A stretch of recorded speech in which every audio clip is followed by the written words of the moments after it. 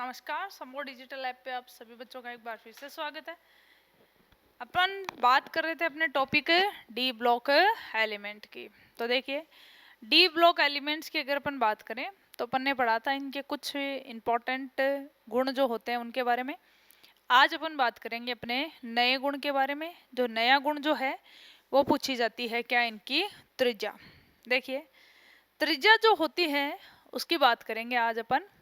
तो ये अपने पास में फोर्थ पॉइंट है। फर्स्ट अपन इलेक्ट्रॉनिक विन्यास पढ़ चुके हैं, दूसरा इनकी ऑक्सीकरण अवस्था पढ़ चुके हैं, तीसरा अपन इनके चुंबकीय गुणों की बात कर चुके हैं। त्रिज्या में देखिए, त्रिज्या जो होती है उसके लिए देखिए कई बार तो नाम आ जाता है किसका, धात्विक त्रिज्या का, क्योंकि सारे के सारे तत्व ही क्या होते हैं, धातु।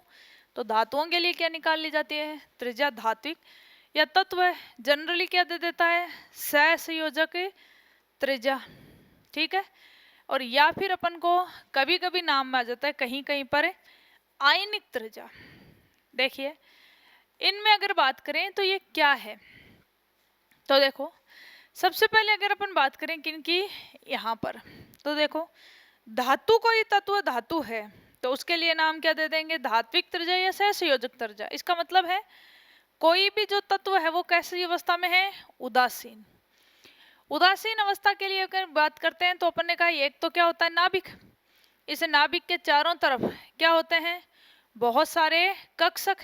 तो अपन ने कहा कितने भी कक्षक हो सकते हैं, तो इस तरह से बहुत सारे कक्षक हो सकते हैं। तो अपन ने कहा यहाँ पर क्या लेते हैं, नाभिक, और इस नाभिक से लेके एकदम बाह्यतम कोश, और अपन को पता है सबसे बाहर जो होता है बाह्यतम कोश, उसी को क्या कहा जाता है, संयोजकता कोश कहा जाता है। ठीक है, तो क्या कहेंगे, बाह्यतम कोश या संयोजकता कोश।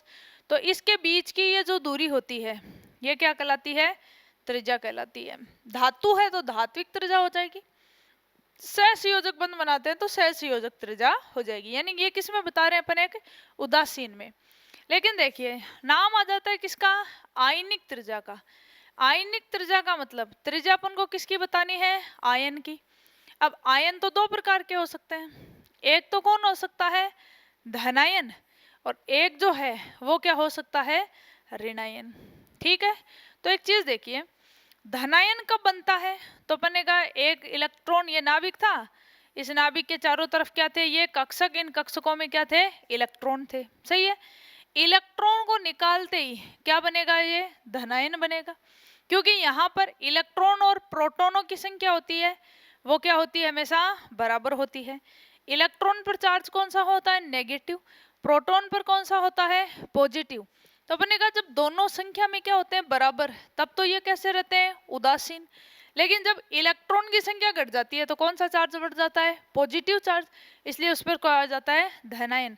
और ऋणायन कब बनता है, तो अपन ने कहा ये नाभिक था, इसके चारों तरफ ये क्या थी, कक्षाएं, इसमें इलेक्ट्रॉन जोड़ दे, इलेक्ट्रॉन जोड़ते ही प्रोटॉन की संख्या तो उतनी है, इलेक्ट्रॉन की संख्या क्या कर दी अपन ने, बढ़ा दी। इलेक्ट्रॉन पे आवेश कौन सा है, नेगेटिव, तो पूरे आयन पर भी चार्ज कौन सा आ जाता है, ऋणावेश आ जाता है। ठीक है, तो आपको एक चीज तो ये ध्यान रखनी है कि त्रिज्या की जब भी बात करता है यहाँ पर, तो आपको ध्यान रखना है कि जैसे जैसे किसी में पॉजिटिव चार्ज बढ़ता है, यानी प्रोटॉनों की संख्या बढ़ती है, तो प्रोटॉन होते हैं उसके कारण नाभिक पर चार्ज कौन सा होता है, पॉजिटिव। और ये पॉजिटिव चार्ज इन कक्षकों में पाए जाने वाले इलेक्ट्रॉनों पर हमेशा क्या लगाता है, आकर्षण बल। इससे जब प्रोटॉन की संख्या बढ़ेगी तो आकर्षण बल क्या लगेगा, ज्यादा, तो त्रिज्या हमेशा क्या हो जाती है, कम। यानी धनायन का आकार हमेशा क्या होता है, कम। ऋणायन में देखिए प्रोटॉन तो उतने ही है, लेकिन लगातार इलेक्ट्रॉनों की संख्या क्या होती जा रही है, बढ़ती जा रही है। इलेक्ट्रॉन अगर बढ़ते जा रहे हैं तो आकर्षण बल पहले जैसे 4 पे लग रहा था, इलेक्ट्रॉन बढ़ गया तो कितने पे लगेगा, 5 पे, और बढ़ा दो तो कितने पे लगेगा, 6 पे, और बढ़ा दे तो 7 पे। यानी प्रोटॉन की संख्या तो होती है कम, इलेक्ट्रॉनों की संख्या क्या होती है, ज्यादा, तो आकर्षण बल क्या हो जाता है, कम। आकर्षण बल अगर कम है तो आकार क्या हो जाएगा, बड़ा। तो क्या ध्यान रखेंगे कि त्रिज्या जब पूछी जाती है तो सबसे बड़ी त्रिज्या तो किसकी होती है, ऋणायन की, उससे कम किसकी होती है, उदासीन की, और धनायन जो होते हैं उनकी त्रिज्या हमेशा क्या होती है, सबसे छोटी। ठीक है, ऋणायन में भी जैसे जैसे नेगेटिव चार्ज बढ़ता है वैसे वैसे त्रिज्या बढ़ती है। धनायन में जैसे जैसे चार्ज बढ़ेगा वैसे वैसे त्रिज्या घटेगी। सही है। ये तो थी कौन सी त्रिज्या। जब पूछ लिया जाता है आयनिक, तो आपको मैंने बताया आयनिक त्रिज्या और इनमें फर्क क्या है। अब अपन बात करते हैं अपने यहाँ पर नॉर्मल त्रिज्या की। तो देखिए, अपन ने कहा किसी भी कंपाउंड की या किसी भी तत्व की त्रिज्या जो होती है वो हमेशा दो चीजों पर निर्भर करती है। तो क्या कहेंगे, त्रिज्या है कैसे निकालते हैं। तो अपन ने कहा त्रिज्या दो कारकों पर, त्रिज्या दो कारकों पर निर्भर करती है, निर्भर करती है। देखो कैसे, पहला जो होता है उसके लिए तो अपन कहेंगे सबसे पहला फैक्टर, ये तो क्या होता है, नाभिकीय आकर्षण बल। नाभिकीय आकर्षण बल। देखो नाभिकीय आकर्षण बल किसको कहा जाता है। तो अपन ने कहा अगर इसकी बात करें तो ये क्या कहते हैं, नाभिक में प्रोटॉन की उपस्थिति के कारण, प्रोटॉन की उपस्थिति के कारण इस पर धनावेश पाया जाता है, इस पर धनावेश पाया जाता है, इस पर धनावेश पाया जाता है तथा इलेक्ट्रॉन पर तथा कक्षकों में स्थित, तथा कक्षकों में उपस्थित इलेक्ट्रॉनों पर, कक्षक में उपस्थित इलेक्ट्रॉनों पर ऋणावेश पाया जाता है, ऋणावेश पाया जाता है। अतः नाभिक सदैव, अतः नाभिक सदैव कक्षकों में उपस्थित, कक्षकों में उपस्थित इलेक्ट्रॉनों पर, उपस्थित इलेक्ट्रॉनों पर आकर्षण बल लगाता है, आकर्षण बल लगाता है। अब नाभिक अगर आकर्षण बल लगाएगा तो त्रिज्या क्या होगी, घटेगी। आकर्षण बल लगाता है जिससे, जिससे त्रिज्या का मान घटता है, जिससे त्रिज्या का मान घटता है। यानी क्या लिख सकते हैं अपन, ऐसे देखो एक नाभिक है, ये इसके चारों तरफ क्या है, कक्षक है।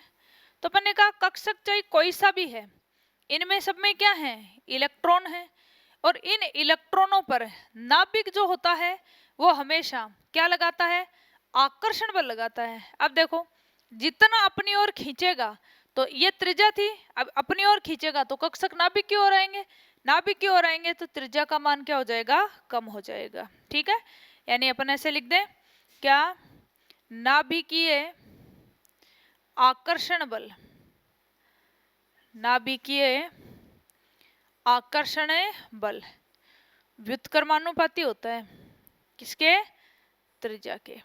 ठीक है, यानी नाभिक का आकर्षण बल अगर ज्यादा लगेगा तो त्रिज्या क्या होगी, घटेगी। अभी मैंने बताया कि अगर एक उदासीन स्पीसीज को अपन क्या बना देते हैं, धनायन, तो धनायन में आकर्षण बल क्या हो जाता है, बढ़ जाता है, यानी प्रोटॉन की संख्या बढ़ गई, जिससे धनायन की त्रिज्या हमेशा क्या हो जाती है, कम हो जाती है। ठीक है, ये तो हो गया पहला कारण, क्या, नाभिकीय त्रिज्या। अब देखो बात करते हैं अपने नेक्स्ट की। तो नेक्स्ट जो आता है वो अपने पास में क्या आएगा, सेकंड। सेकंड जो कारण आता है वो बोला जाता है, देखो क्या, तो अपने का दूसरा पढ़ते हैं, परिरक्षण प्रभाव। इसको बोला जाता है शील्डिंग इफेक्ट, शील्डिंग इफेक्ट। देखिए, परिरक्षण का मतलब होता है परि प्लस रक्षण।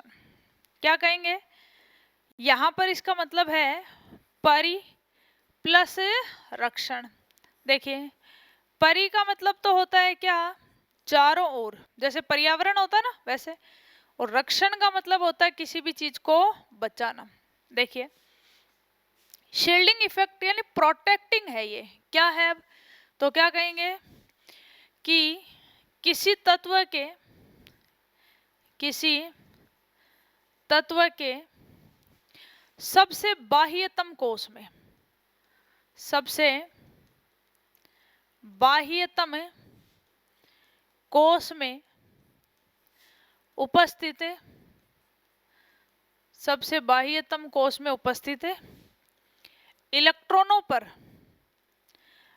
अंदर के कोश में स्थित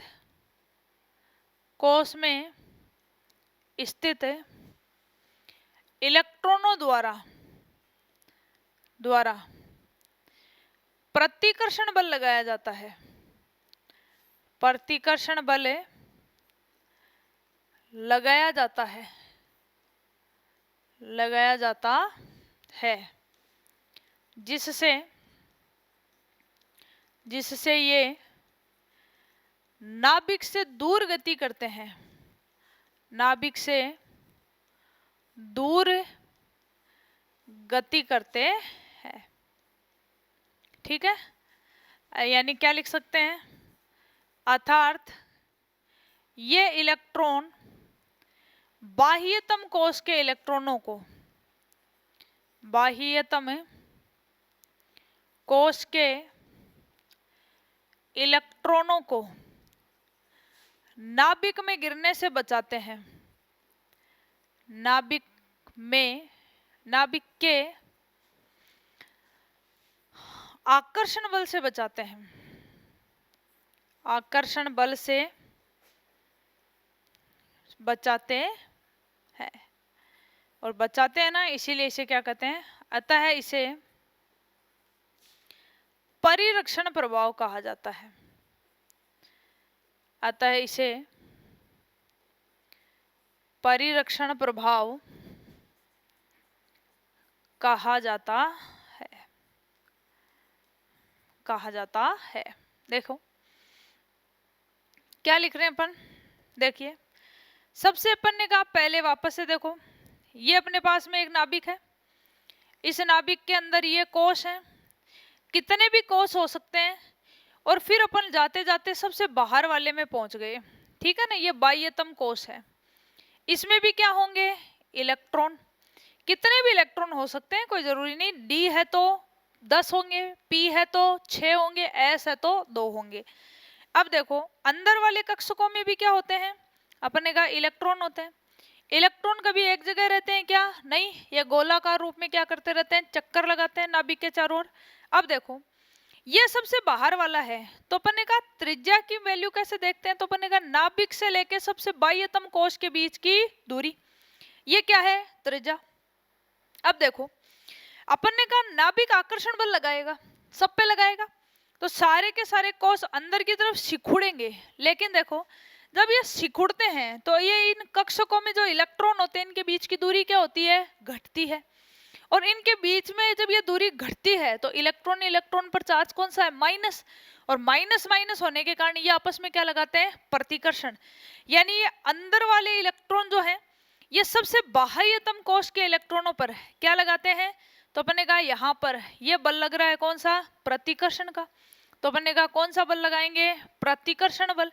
अब ये बल लगाएंगे, देखो अंदर वाले कोश में क्या हो रहा है उससे कोई फर्क नहीं पड़ेगा, क्योंकि दूरी अपन को सबसे बाह्यतम की देखनी है।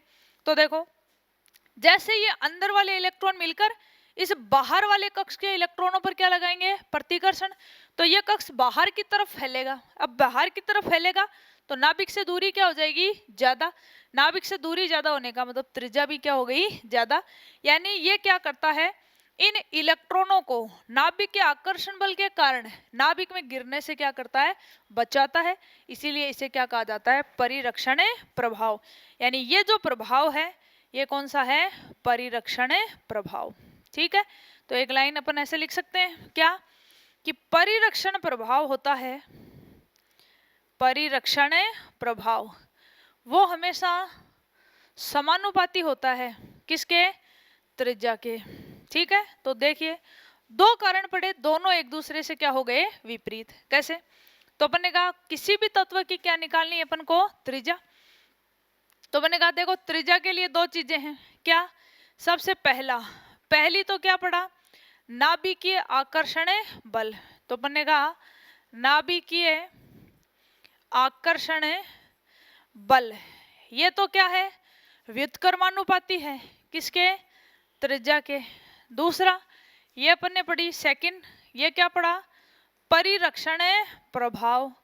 तो अपन ने कहा परिरक्षण प्रभाव होता है वो डायरेक्टली प्रोपोर्शनल है, किसके, त्रिज्या के। यानी ये दोनों प्रभाव एक दूसरे के क्या कर रहे हैं, विपरीत कार्य कर रहे हैं। ठीक है, अब अगर ऐसे कहें कि किसी भी तत्व के लिए अगर नाभिकीय आकर्षण बल का मान ज्यादा है, किससे, परिरक्षण से, तो बताओ त्रिज्या लगातार क्या होगी, घटेगी। अपन ऐसे कहते हैं किसी तत्व में परिरक्षण का प्रभाव ज्यादा है नाभिकीय आकर्षण बल से, तो त्रिज्या लगातार बढ़ेगी। और अगर ये दोनों प्रभाव एक दूसरे को क्या हो जाएं, बराबर, तो त्रिज्या जो है वो क्या रहेगी, नो चेंज ही रहेगी। तो देखिए यहाँ से क्या पूछा जाता है, अपन को क्वेश्चन पूछ लिया जाता है एक डी ब्लॉक के लिए, एक क्वेश्चन पूछ लिया जाता है एफ ब्लॉक के लिए। देखो क्या क्वेश्चन है यहाँ पर, ऐसे कहा जाता है कि संक्रमण श्रेणी के तत्वों का आकार लगभग समान होता है। तो क्या लिखेंगे, संक्रमण श्रेणी के तत्वों का आकार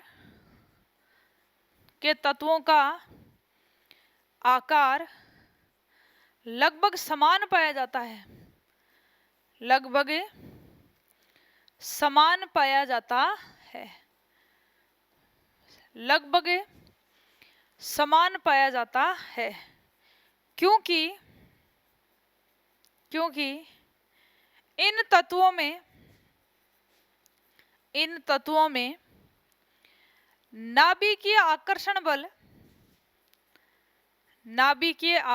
बल तथा परिरक्षण प्रभाव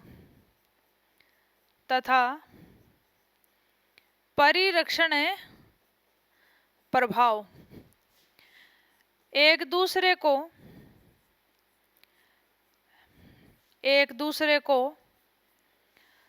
संतुलित कर देते हैं, एक दूसरे को संतुलित कर देते हैं, जिससे इन सब तत्वों की त्रिज्या, जिससे इन सभी तत्वों की त्रिज्या लगभग समान पाई जाती है, लगभग समान पाई जाती है। ठीक है, संक्रमण श्रेणी के लिए तो है ये। दूसरा स्टेटमेंट देखो, आवर्त सारणी के लिए पढ़ते हैं। तो क्या कहते हैं, आवर्त सारणी में लेफ्ट टू राइट जाते हैं, लेफ्ट टू राइट जाने पर परिरक्षण प्रभाव का नहीं बढ़ता, परिरक्षण प्रभाव नहीं बढ़ता, परंतु बढ़ता है, परंतु परमाणु क्रमांक बढ़ने के साथ साथ, परंतु परमाणु क्रमांक बढ़ने के साथ साथ नाभिकीय आकर्षण बल में वृद्धि होती है, नाभिकीय आकर्षण बल के मान में वृद्धि होती है,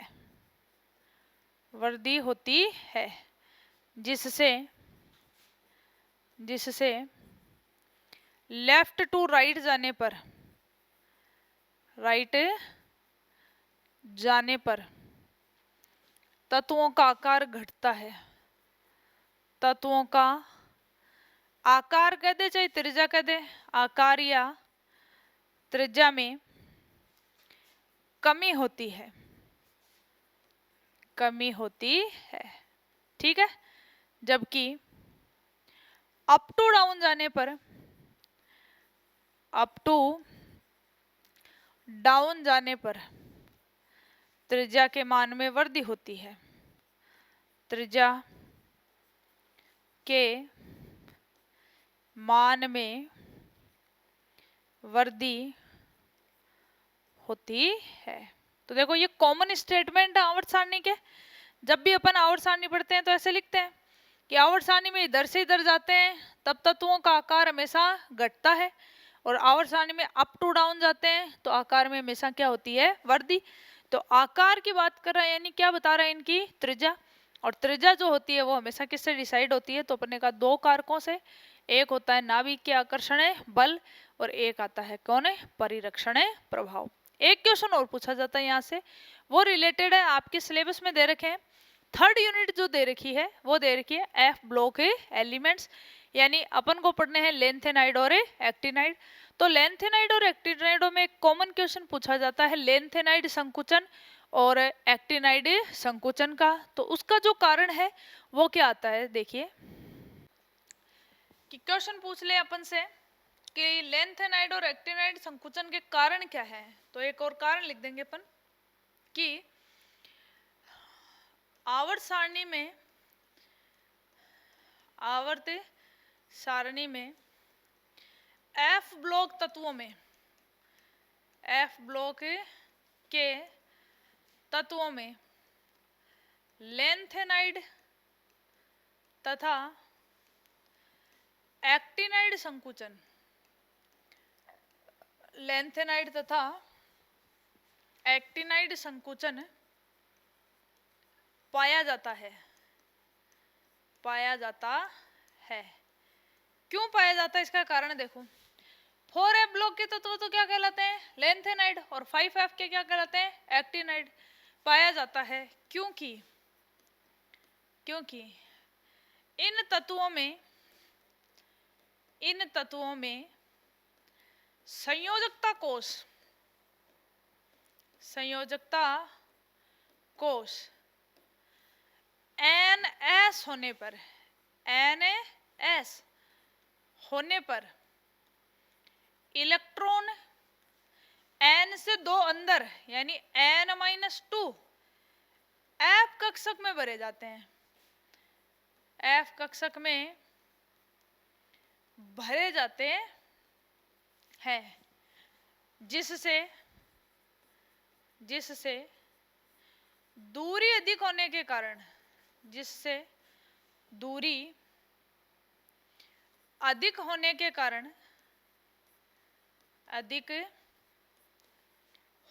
कारण यहाँ परिरक्षण प्रभाव कार्य नहीं करता, यहाँ परिरक्षण प्रभाव कार्य नहीं करता, परंतु इलेक्ट्रॉनों की नाभिक से दूरी घटने पर, नाभिक से दूरी घटने के कारण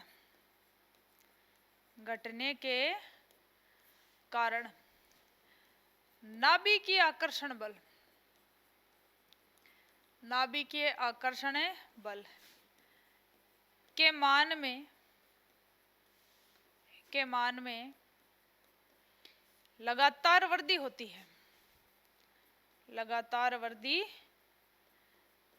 है, अतः त्रिज्या का मान लगातार घटता है, त्रिज्या के मान में लगातार कमी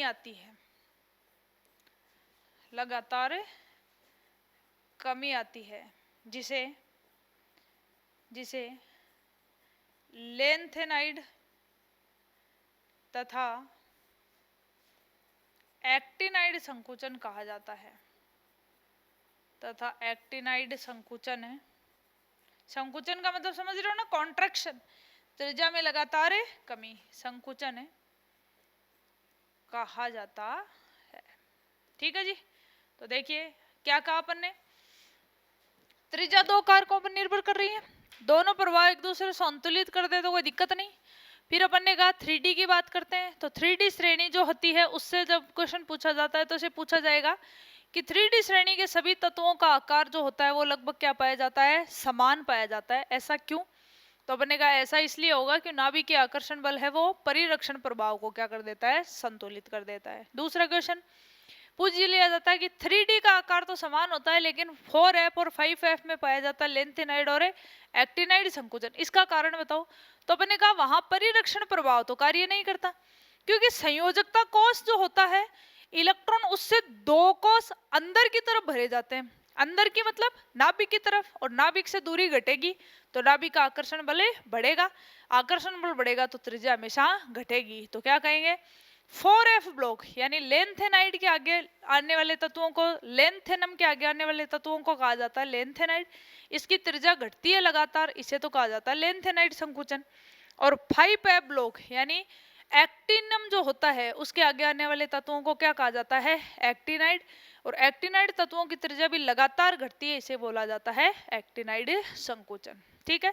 फिर बात करिए अपन ने आवर्त सारणी के कॉमन स्टेटमेंट की, तो अपन ने कहा आवर्त सारणी के अंदर जब अपन लेफ्ट टू राइट जाते हैं तो एक ही कोष में इलेक्ट्रॉन भरते हैं। ठीक है। तो अपन ने कहा कोष में इलेक्ट्रॉन भर रहे हैं तो परिरक्षण प्रभाव तो कार्य नहीं करेगा, अब परिरक्षण प्रभाव कार्य नहीं करेगा तो त्रिज्या लगातार घटेगी। ऊपर से नीचे जाते हैं तो अपन ने कहा लगातार परमाणु क्रमांक बढ़ते हैं, परमाणु क्रमांक बढ़ने के साथ साथ इलेक्ट्रॉन बढ़ेंगे, इलेक्ट्रॉन बढ़ेंगे तो कक्षकों की संख्या भी बढ़ेगी, कक्षकों की संख्या बढ़ेगी तो इलेक्ट्रॉनों की संख्या बढ़ेगी, इससे परिरक्षण प्रभाव क्या हो जाएगा, ज्यादा, यानी अप टू डाउन जाते हैं तो आकार में क्या हो जाती है, वृद्धि। ठीक है जी। अब अपन बात कर लेते हैं वापस अपनी 3D श्रेणी की। तो देखिए 3D श्रेणी के लिए अपन ग्राफ बनाए, तो देखो 3D श्रेणी के लिए देखो कैसे, अगर अपन इस तरह से ड्रॉ करें, इधर से इधर तो ले ले त्रिज्या, ठीक है, यानी इनका आकार, और इधर से इधर अपन ले लें इनके लिए परमाणु क्रमांक, परमाणु क्रमांक यानी क्या ले लेते हैं, Z। तो देखो ये जो ग्राफ आते हैं ये इस तरह से आते हैं, लेफ्ट टू राइट जाते हैं ना और सारणी में, तो त्रिज्या लगातार क्या होती है, घटती है। कॉमन स्टेटमेंट है ना। तो देखो स्केडियम, टाइटेनियम, वेनेडियम, क्रोमियम, एमन, Fe, कोबाल्ट, निकल, ये कॉपर, और ये क्या बना दिया अपन ने, जिंक। तो देखो यहाँ पर क्या कह रहे हैं कि शुरू के तत्वों में थोड़ी सी क्या आती है, कमी, को बहुत ज्यादा कमी नहीं है, लगभग समान है, फिर भी कमी दर्शाता है, यानी शुरू के अंदर इलेक्ट्रॉनों की संख्या कम होती है तो नाभिक के आकर्षण बल का मान ज्यादा होता है, किससे, परिरक्षण प्रभाव से, और नाभिक का आकर्षण बल ज्यादा होगा तो त्रिज्या घटेगी। फिर अपन ने कहा यहां से लेके यहां तक की लगभग त्रिज्या क्या होगी, समान, तो क्या कहेंगे, नाभिकीय आकर्षण बल ये संतुलित कर देता है किसको, परिरक्षण प्रभाव को, तो लगभग तत्वों की त्रिज्या क्या रह जाती है, समान।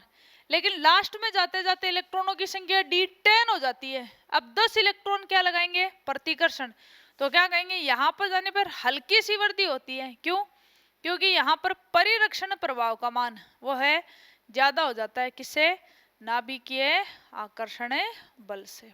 ठीक है। तो ये है अपनी त्रिज्या।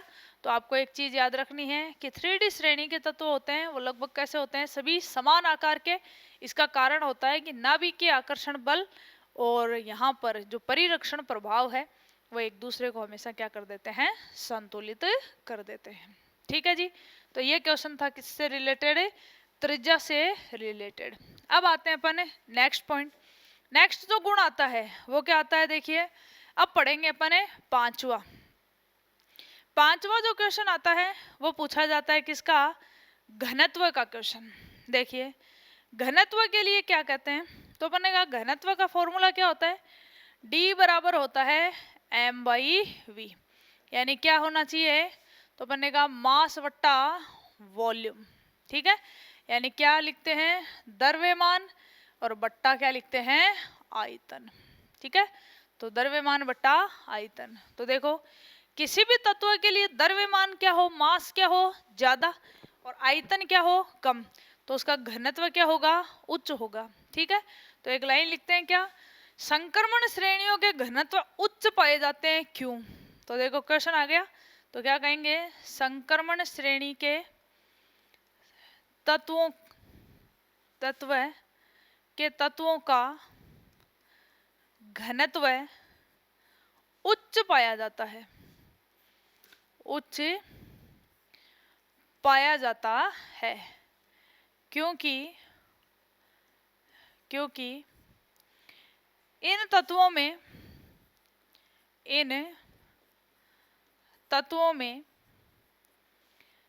परमाणु क्रमांक बढ़ने के साथ साथ, परमाणु क्रमांक का मतलब है जेड।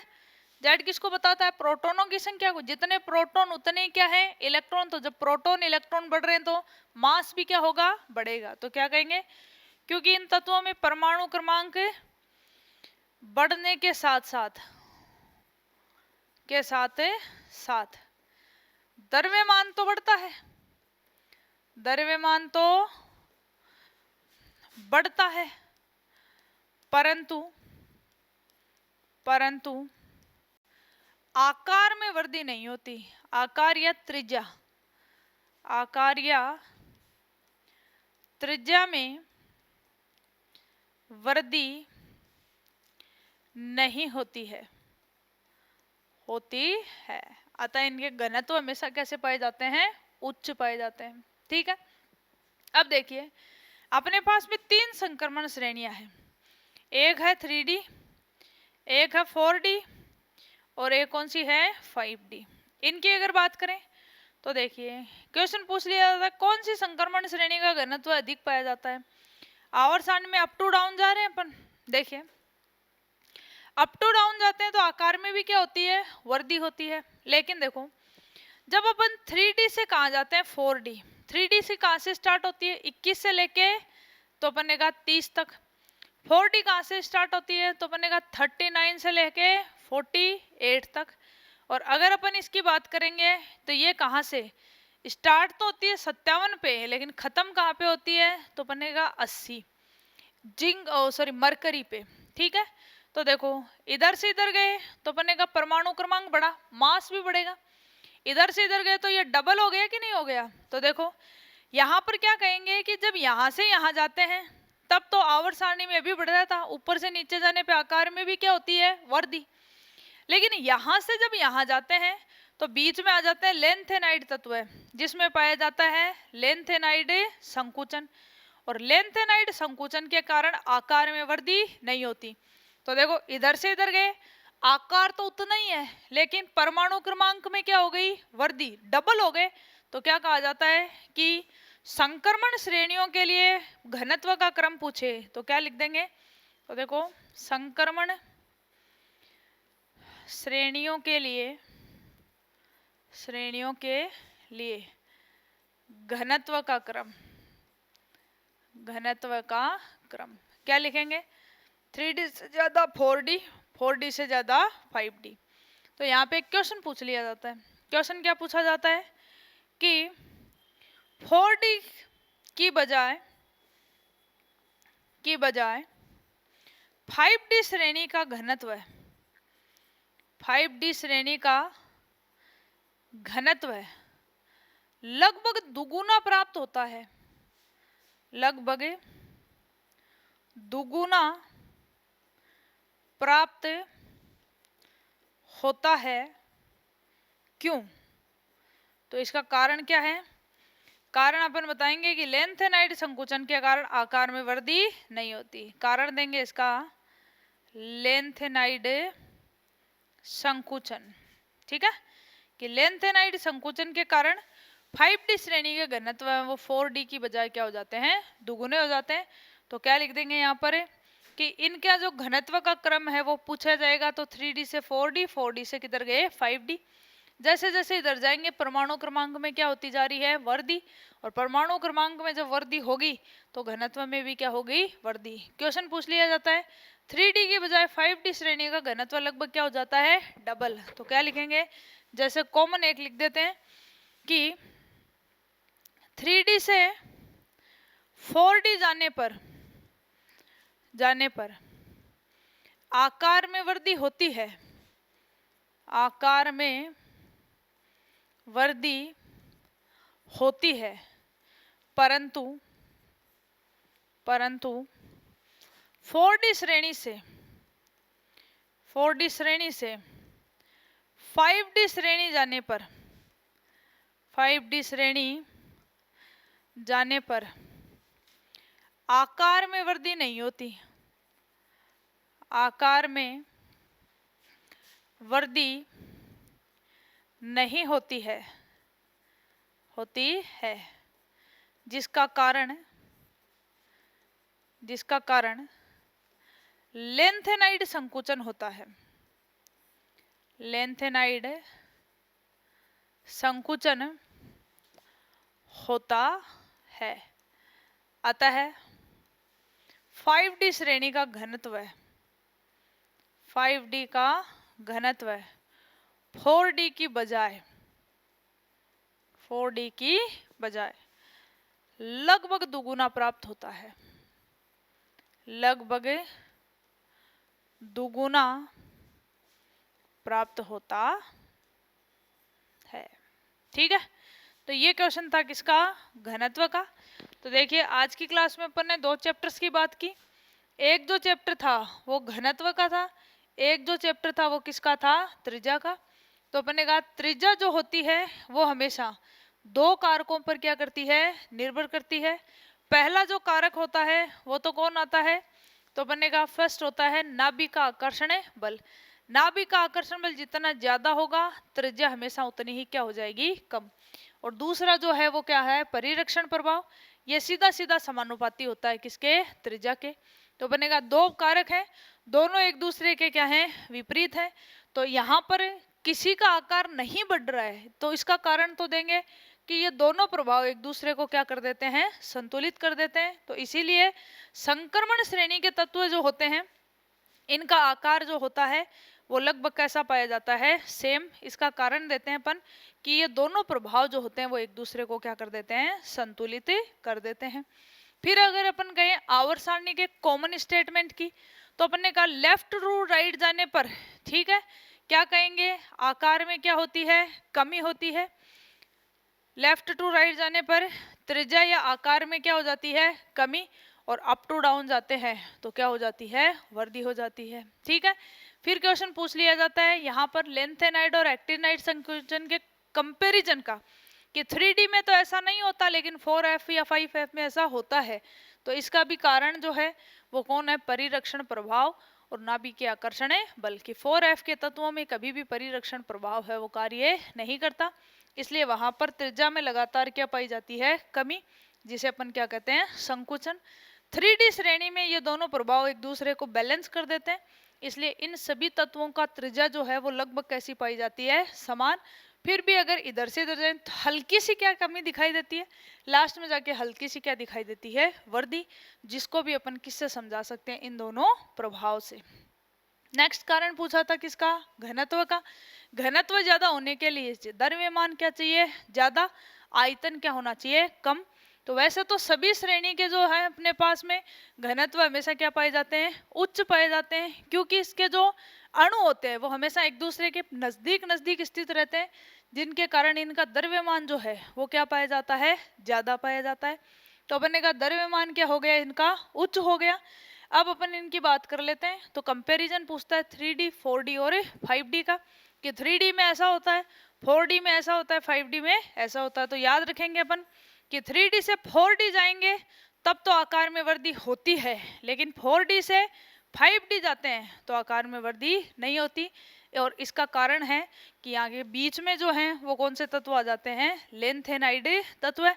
और लेंथेनाइड तत्व में लेंथेनाइड संकुचन के कारण त्रिज्या नहीं बढ़ेगी, तो 4D जो होते हैं 5D का घनत्व है वो 4D की बजाय लगभग कितना प्राप्त हो जाता है, डबल प्राप्त हो जाता है।